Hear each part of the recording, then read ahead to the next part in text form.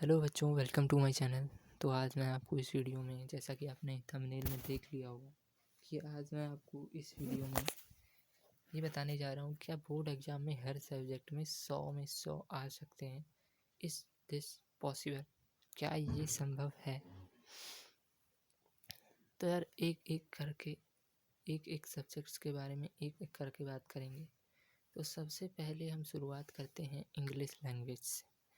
तो यार English language में कहते हैं ना कि ये मतलब सबका एक फादर होता है। हिंदी में समझ चुके होगे। तो इंग्लिश लैंग्वेज को क्या कहते हैं? इंग्लिश लैंग्वेज बच्चे देखो, हमारा देश क्या है, हिंदी भाषी है। तो यहाँ ज़्यादातर बच्चे हिंदी बोलते हैं।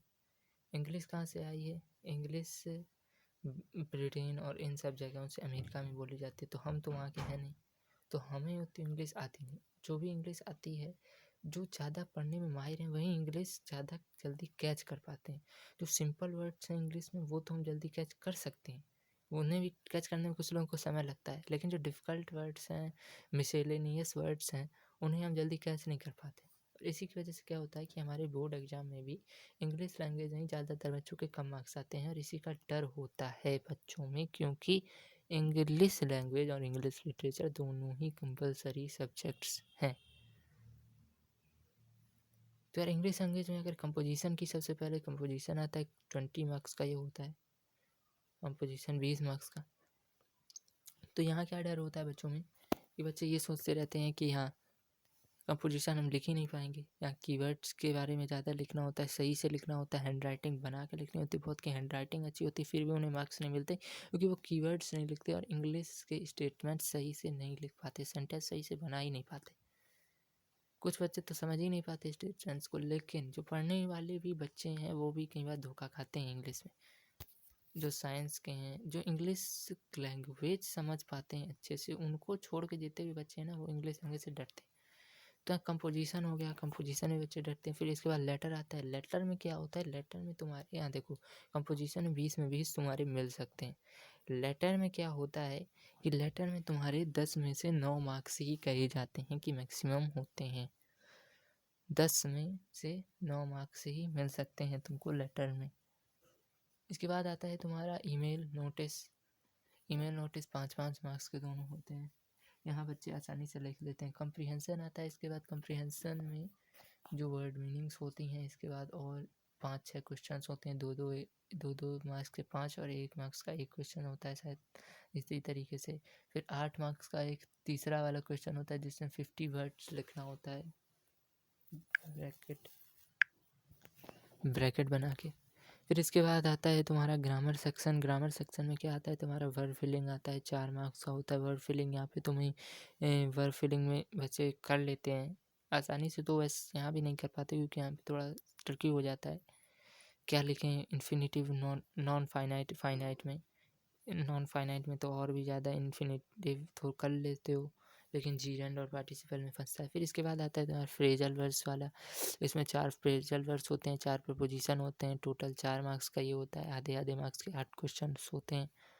इसके बाद आता है तुम्हारा इसमें क्या कहते हैं, तुम्हारा इसमें आता है फिर इसके बाद सिंथेसिस ऑफ सेंटेंस जोड़ना होता है, 2 सेंटेंस को कंजक्शंस के द्वारा। फिर इसके बाद आता है ट्रांसफॉर्मेशन, जिसमें ट्रांसफॉर्मेशन एक सेंटेंस से दूसरे सेंटेंस में उसको ट्रांसफॉर्म करने के लिए आता है। तो यहाँ ग्रामर सेक्शन ये होता है। तो ये यहाँ पे तुम्हें 20 मार्क्स में 20 मार्क्स मिल सकते हैं। कॉम्प्रिहेंशन में भी 20 में 20 मिल सकते हैं। कंपोजिशन में भी 20 में 20 मिल सकते हैं।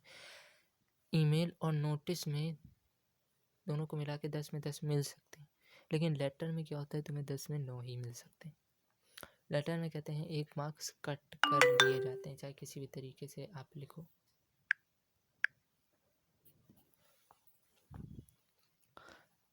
तो यहाँ तुम्हारे 9 मार्क्स ही मैक्सिमम होते हैं। इसके बाद आते हैं इंग्लिश लिटरेचर के एग्ज़ाम पे। इंग्लिश लिटरेचर के एग्ज़ाम में तुम्हारा क्या आएगा? देखो, तुम्हारा आता है तुम्हारा merchant of Venice. Drama section में जो होता है वो मर्चेंट ऑफ वेनिस आता है तुम्हारा।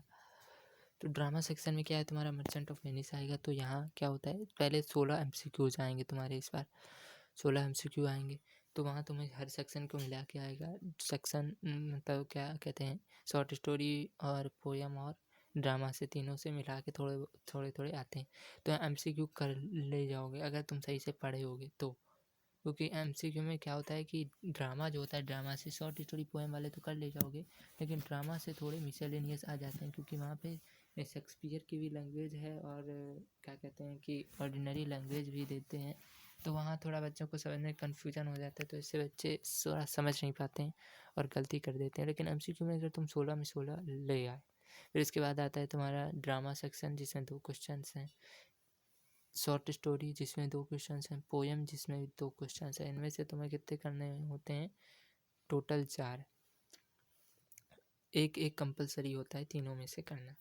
इसके अलावा जो एक बचा वो तुम किसी भी में तीनों में से किसी एक में कर सकते हो। तो एक कंपलसरी होते हैं, तो बच्चे एक एक करते हैं पहले। इसमें क्या होता है कि ड्रामा में ही फिर फंसता है, यहाँ 3 और 4 मार्क्स का एक क्वेश्चन होता है। सही बोल रहा हूँ मैं? 3 और 3 और फिर 4 3 मार्क्स के होते हैं और एक 4 मार्क्स का क्वेश्चन होता है। टोटल 16 मार्क्स के क्वेश्चन होते हैं। तो यहाँ बच्चे कर ले जाते हैं 4 मार्क्स के क्वेश्चन में, आखिरी वाले क्वेश्चन में थोड़ा फंस जाते हैं कुछ बच्चे, लेकिन वहाँ भी अगर सही से लिखोगे बना के, यहाँ पे कीवर्ड्स का बहुत अच्छा इस्तेमाल करोगे, वहाँ भी 16 में 16 मिल जाएंगे। इसके बाद शॉर्ट स्टोरी आया, तो उसमें भी जो चैप्टर्स हैं शॉर्ट स्टोरी में क्या कहते हैं, कौन कौन से चैप्टर्स हैं? 6, 7, 8, 9, 10 डैफोडिल वाला, लिटिल मैच गर्ल वाला। इसके बाद क्या कहते हैं तुम्हारे, जैसे योन्स वाला चैप्टर है, ब्लू बीड वाला चैप्टर है। इसके बाद 10 chapters one summer in a day. तो ये सारे चैप्टर्स होते हैं। तो यहाँ से भी अगर क्वेश्चंस आते हैं, तुम्हें 16 मार्क्स का एक क्वेश्चन आता है एक चैप्टर से, तो यहाँ भी बच्चे कर सकते हैं शॉर्ट स्टोरी में, और सरल हो जाता है। यहाँ की हर चीज़ खुद से बन सकते हैं। तुम्हारे पोएम में थोड़ा सा कठिनाई होती है, लेकिन वहाँ भी बच्चे 16 में 16 ला सकते हैं अगर सही से लिखें। तो थोड़ा मिसलेनियस वहाँ भी दिया जाता है, लेकिन अगर तुम सही से मीनिंग समझते हो तो फिर आराम से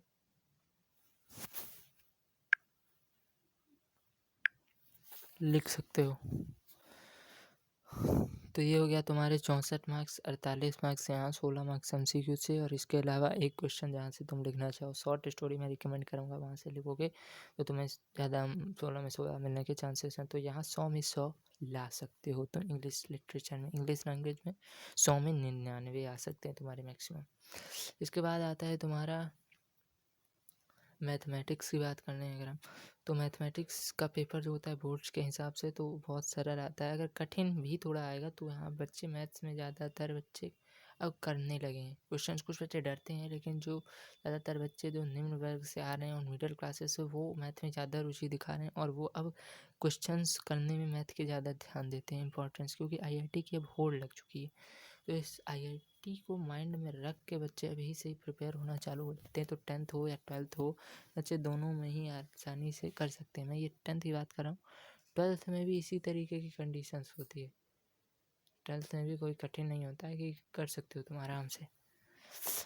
तो 10th में देखो, फिर इसके बाद आता है मैथमेटिक्स की बात कर रहा था तो मैं, मैथमेटिक्स में भी तुम्हारे आराम से 100 में 100 आ सकते हैं। देखो 16 यहाँ 15 MCQ आते हैं, 15 आते हैं सारे चैप्टर्स को मिला के, जितने हैं तुम्हारे 22 चैप्टर हैं प्रोबेबिलिटी तक, GST से लेकर प्रोबेबिलिटी तक 22 चैप्टर्स हैं। इनमें से 15 क्वेश्चन आ सकते हैं, 15 क्वेश्चन आते हैं तुम्हारे MCQ के।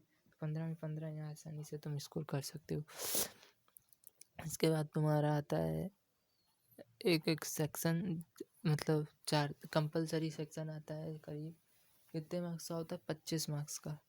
5-5 मार्क्स के करीब 5 क्वेश्चंस होते हैं मेरे हिसाब से, या नहीं 4-5 मार्क्स के क्वेश्चंस होते हैं, नहीं 4 मार्क्स के क्वेश्चंस होते हैं। 4 मार्क्स के 5 क्वेश्चंस और एक 5 मार्क्स का क्वेश्चन होता है, जो तुम्हें रिफ्लेक्शन से दे दिया जाता है ज़्यादातर।